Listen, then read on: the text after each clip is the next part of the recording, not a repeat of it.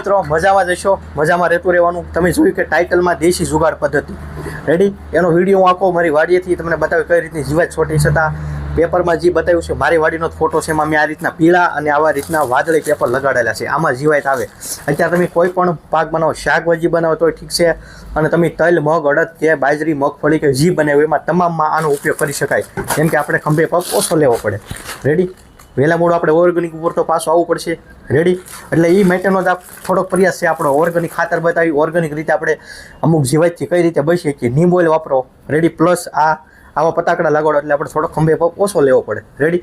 એ જે સ્ક્રીન ઉપર મેં તમને જે ફોટો બતાવ્યો હતો એ ખુદ મારી વાડીનો છે, તમે જોઈમાં એટલી જીવાત આવી ગઈ છે ખાલી 15 દિવસમાં। તો આવા પતાકડા લેવા આપણને મોંઘા ન પડે, જેટલું ઓર્ગેનિક ખાઈશું એટલે આપણને ફાયદો છે, પ્લસ જમીન સુધરી તો અલગનો મુદ્દો છે। તો એવી રીતે આપણી પાસે 2 ઓર્ગેનિક ખાતર છે, એમાં પી-સ્ટાર ઓર ડીપી ખાતર રેડી। આજનું અત્યારનું હાલનું ઉદાહરણ દઈ દો એક ખેડૂતનું રેડી। આ વાત ઉપર આપણે બધાને વિચાર કરવા જેવો છે। ખેડૂત આવ્યો હતો રેડી, મને મારી દુકાન છે એવો મહત્વનો મુદ્દો નથી, પણ આ મહત્વનો મુદ્દો છે। એ આવ્યો કે મેં આ વર્ષે કોઈ પણ પ્રકારનું ખાતર નાખ્યું નથી। મેં કીધું, મેન પહેલો એ સવાલ કર્યો કે તો તમારે ખડ કેવું નીકળ્યું, કે ખડ નીકળ્યું જ નથી। એટલે એની ઉપરથી પાકું થાય છે કે આપણે જે વધારે પ્રમાણમાં જે ઠેલીઓ વાપરી છે એમાં જ ખડનો બિયારો આવે છે। એટલે મહત્વનો મુદ્દો આપણે સમજવા જેવો છે, આજે નહીં તો કાલે આપણે એની પાછળ આવવું પડશે। આ મહત્વનો મુદ્દો સમજો, તમારે તો હાથે કરવું પડશે રેડી। અમુક વસ્તુ હોય નહીં, મેં મારી રીતે તમને ઘણું સારું શીખવાડ્યું છે, જો તમને શીખવાડવામાં જો તમને ગળે ઉતરે તો મહત્વનો ફાયદો। એ ખેડૂતે તરત કાન પકડામી કે નહીં રાજુભાઈ તમારી વાત સાચી છે, આ વસ્તુ કર્યા જેવી છે।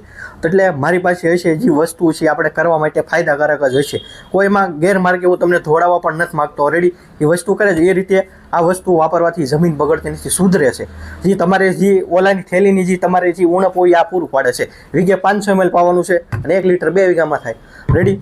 એ ભાઈને સમજાવ્યું કે હું એ વાપરવા માટે લઈ જાય એમ। અત્યારે લેવા આવ્યા થાવડો ઘઉંમાં અને શેણામાં પાવામાં, ઓલો ઘઉં ને ડુંગળી માટે આવડો લઈ ગયા, ક્વોલિટી દાણા હરખા બનાવવા માટે ડ્રીપ કે પ્લસ। આ તમામ શાકભાજીમાં તમે ઘઉં શેણા બનાવો એમાં પણ હાલે, પણ ખાસ કરીને આ પેપરનો એક વખત જરૂરથી ઉપયોગ કરજો રેડી, કેમ કે આમાં ઘણો ફાયદો થાય તમને ભવિષ્યમાં, ઘણો આપણે આવનારા સમયમાં તમને થશે કે આપણે કોઈ ઓપ્શન તો હોવો જોઈએ, તો ત્યારે તમે કહેશો કે આવો પેપર લગાડશો, અમને ઓપ્શન મળશે। વીઘે 10 પેપર લગાડો એક વખત, 1 વીઘામાં અવશ્ય ને અવશ્ય ઉપયોગ કરો। પછી તમારે ખાવા પૂરતી શાકભાજી જોતું હોય, રોજ આપણે 1-2 કોરી મોકલતા હોય, આજે આપણે 500 કોરિયર મોકલી છે, રોજ આપણે 4-5 કુરિયર હોય છે રેગ્યુલર, અને કુરિયર બધાને મળી જાય છે। જે એક બધાને મનમાં વેમ છે કે કુરિયર પહોંચતું નહીં હોય, તો એ તમારા મનમાં થોડોક વેમ કાઢી નાખો અને થોડોક વિશ્વાસ રાખો અમારી પર, અમે તમારી પર વિશ્વાસ રાખીએ એમ તમે પણ થોડોક વિશ્વાસ રાખો।